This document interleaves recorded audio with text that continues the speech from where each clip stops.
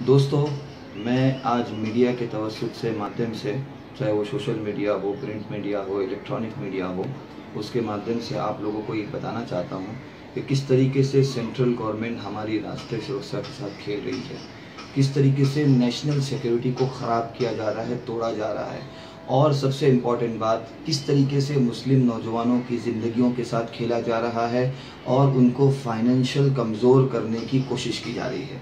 इसकी एक कड़ी मेरे पास में सबूतों के साथ और उस गवाह के साथ मैं आपको बता रहा हूँ कि एक बंदा है, ये मेरे गांव का रहने वाला है। इसका नाम है शुएब सलीम मोमिन। इसका पासपोर्ट नंबर है J1598821 और ये शारजा में एज अ हेल्पर काम करता है। तकरीबन 1 साल पहले इंडिया से शारजा गया, एज ए हेल्पर वहाँ पर काम कर रहा है। 26 मई को ये शारजा से इंडिया अपनी छुट्टी पर आता है, 1 महीने की छुट्टी पर आता है। वो शारजा से निकलता है तो उसको वहाँ पर शारजा इमिग्रेशन की तरफ से एग्ज़िट का स्टैम्प मारा गया कि वो वहाँ से निकला है। सेकंड, उसका एयर अरबिया का टिकट है कि उसने ट्रैवल किया। थर्ड, उसका बोर्डिंग पास है कि उसको बोर्डिंग पास इशू किया गया, वो एयरक्राफ्ट में सफ़र किया, उस सीट पर बैठा सीट नंबर के साथ। फोर्थ, उसके जो लगेज पर जो टैग लगा गया, जो लगेज, जो सामान जो उसने चेक इन किया था, वो टैग है यहाँ पर कि वो सामान उसने चेक इन किया, उस पर टैग लगा। वो सामान उसको बॉम्बे में मिला, मुंबई में मिला और उसने उस सामान को लेकर कस्टम क्रॉस किया और बाहर निकला।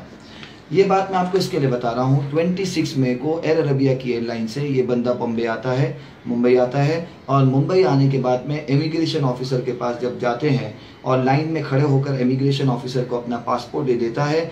इमिग्रेशन ऑफिसर इसका पासपोर्ट लेता है, उसने ना स्कैन किया, ना इसके ऊपर अराइवल का स्टैंप मारा, ना स्कैन किया गया, ना अराइवल का स्टैंप मारा गया और उसको कहा गया आपका पासपोर्ट, आपका काम हो गया, आप चले जाओ।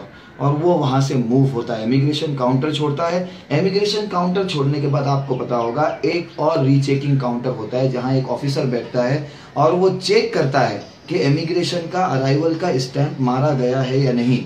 वो बंदा जाकर उसके हाथ में भी ये पासपोर्ट देता है और वो पासपोर्ट लेने के बाद में पासपोर्ट खोल कर देखता है और उसे पासपोर्ट बंद करके देता है कि यू कैन गो, आप जा सकते हो, आपका काम हो गया। वो बाहर आता है, वो बेचारा लेबर क्लास का, बिल्कुल जो है मिडिल क्लास का बच्चा है, बिल्कुल पढ़ा लिखा नहीं है, एज ए हेल्पर वहाँ काम करता है और पहली मर्तबा वो गया था और पहली मर्तबा इंडिया आ रहा है। उसे एयरपोर्ट के रूल जवाबित कुछ नहीं पता। वो बेचारा बाहर निकला, अपना सामान लिया, कस्टम क्लियर कराया, चला गया।